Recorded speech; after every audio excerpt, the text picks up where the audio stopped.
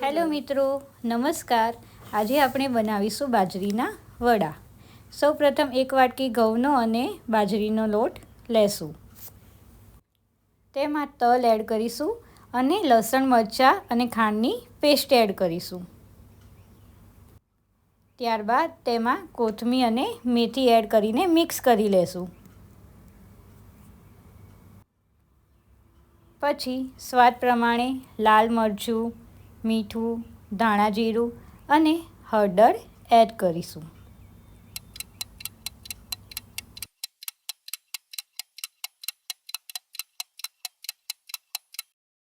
બધી વસ્તુને સરખી રીતે મિક્સ કર્યા બાદ તેમાં 3થી 4 ચમચી જેટલું તેલ એડ કરીશું.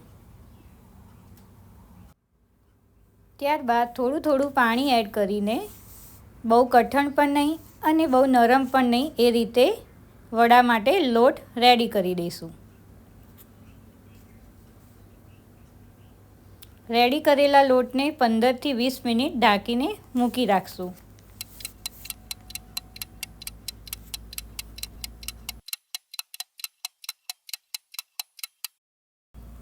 ત્યાર પછી આ રીતે હાથથી વડાને શેપ આપી દઈશું.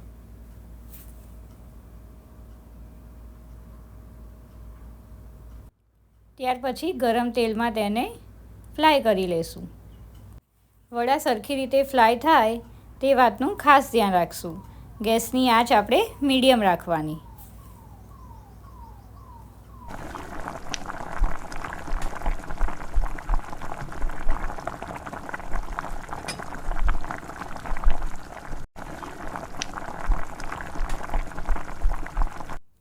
ગરમા ગરમ બાજરીના વડાને સર્વ કરીશું.